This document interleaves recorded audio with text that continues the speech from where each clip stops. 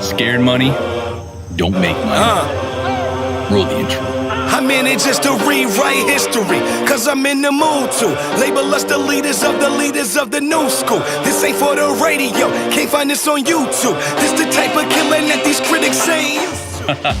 Welcome, guys. YouTube, we're back, baby. And just for the kind of video you guys want to see, what is the sneaker of the year? I ain't gonna lie, 2024 sneakers have been excessively underwhelming for me. This has probably been the least amount of sneakers I've picked up. Probably in the range of like 9 or 10 sneaker pickups. In fact, this year, shout out to Jesse Allen. He is a guy that I've done trades with. And I've gone back and picked up some sneakers that I actually felt like I missed out on.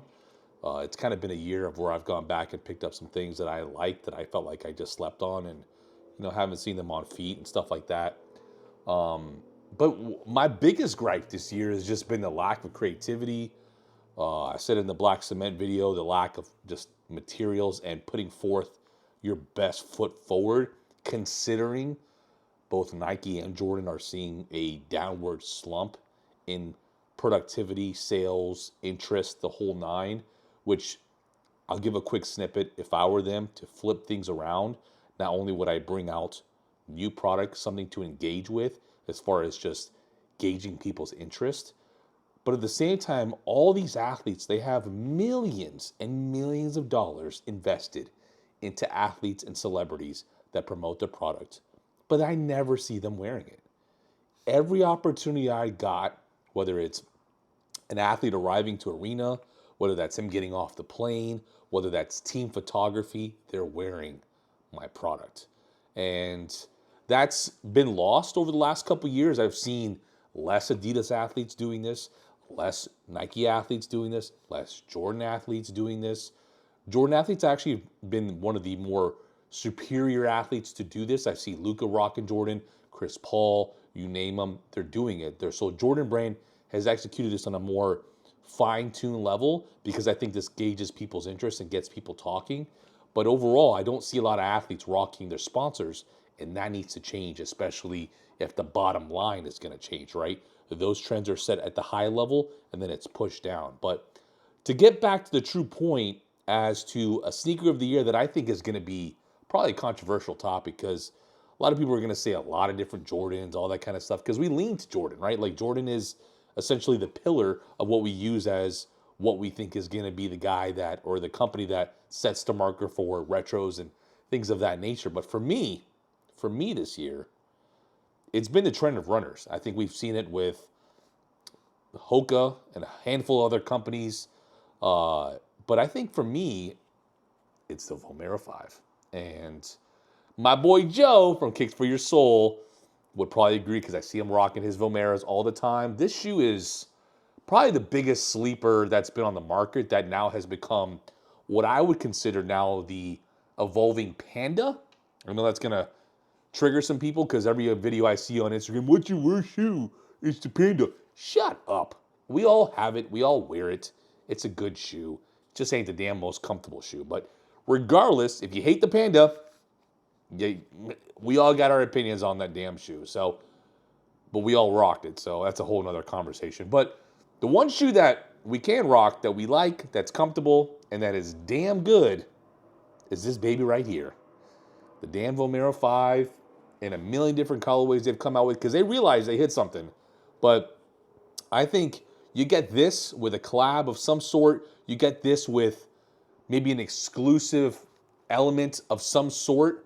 You'll raise the temperature of this shoe real quickly because once you get more people wearing and seeing how comfortable the VOMERO 5 is, to me, this shoe is a sleeper. The materials are always great. Like, yes, is it what we're used to with other shoes, leather, things of that nature? No, right?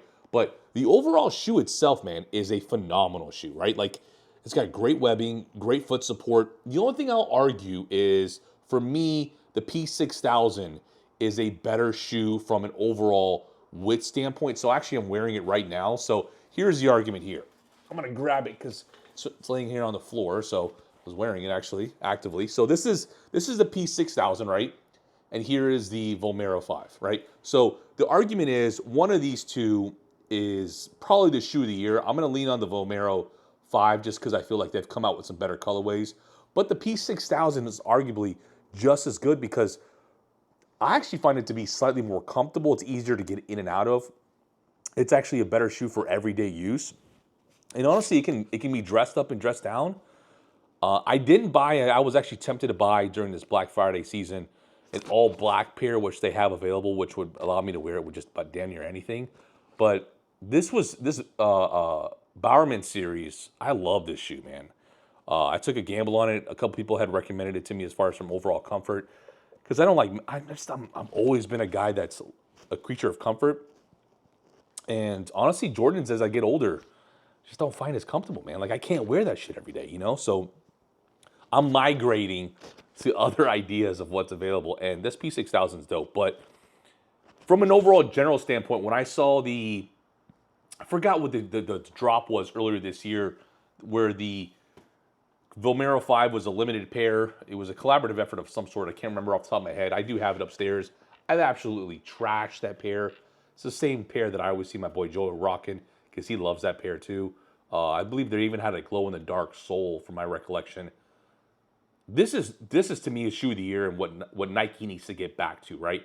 Identifying themselves as a multi-versatile product or shoe that allows people to still look a certain way as far as clean, composed, athletic, or athleisure, as we now have kind of referenced it, but at the same time has the versatility of walking in Chicago, walking in New York, style up, style down. You know, I guarantee you, and you know, I'm probably gonna make my way to SneakerCon in Fort Lauderdale this upcoming year in 2025.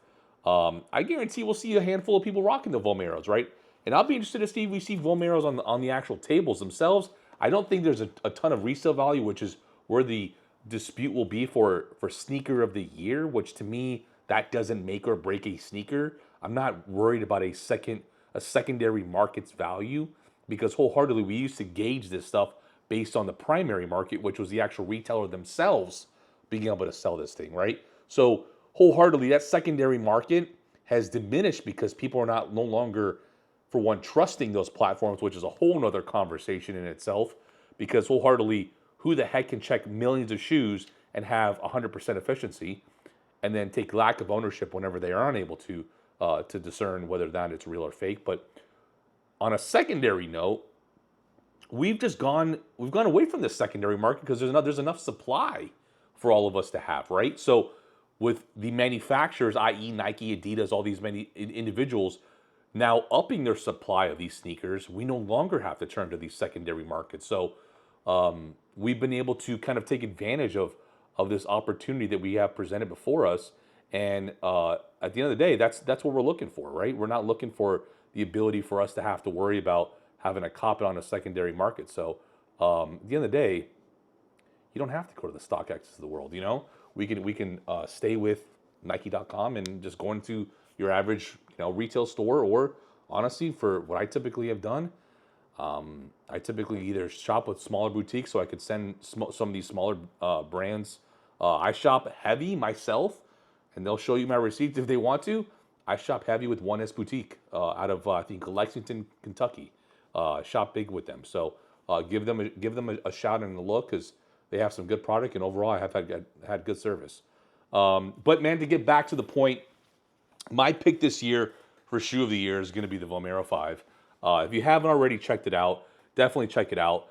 It's a great shoe, great wear, and honestly, it's beat anything that's really come out this year as far as price point, comfort, accessibility, and even, you can get these now at a decent price point. I think my guy Frank Nitti, Balling on a Budget, has shown you guys can get these for $70, $80, $90, $100 and be able to wear and tear them, and they still look damn good after a lot of wear and tear. So again, they're bringing back the ability for these shoes to be broken in and not have issues come up in a short period of time. That's kind of why I went away from runners for a short period when it came to Nike. I felt like the damn near wear and tear of these things would be a 3-month shelf life, which, you know, getting to someone who makes bags, if I had products disappear or disintegrate within 3 months, I'd have no customer base. So reality is they need to have a better job of the overall composition of shoes, which I think they did a good job with the actual VOMERO 5. But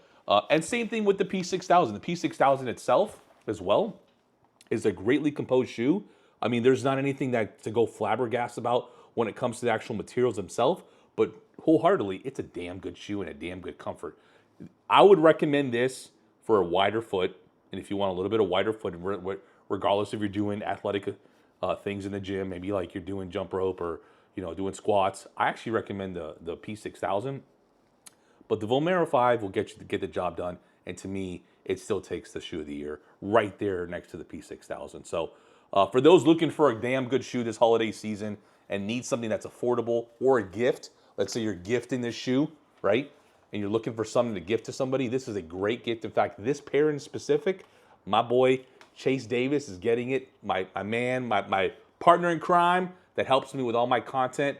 This guy is for you, Bubba. So we'll be sending this given pair out as a gift because good people deserve good things, man. And you got to continue to reward those that help you. So if you haven't already, man, if you need a bag to travel with these bad boys, look no further, guys. Soulpremise.com is where we got you. Our bags can carry 4 to 5, and depending on how big your foot is, even 6 pairs of shoes. I've seen people put up to 9. Please pray for my bag if there's 9 shoes in there. But wholeheartedly, it can do it, along with clothes, laptop, accessories, hats, you name it. Definitely check us out at soulpremise.com, guys. This is my shoe of the year. I'm signing out on this one. And if you disagree, I want to hear it in the comments, guys. I know I'm going to get roasted for Jordan 4, Jordan 3, Jordan 11. Don't care. It's my VOMERO 5, baby. So, see you guys in the next one. Comment below. Enjoy, guys. For the black sheep, I bet it got a banging ring to it.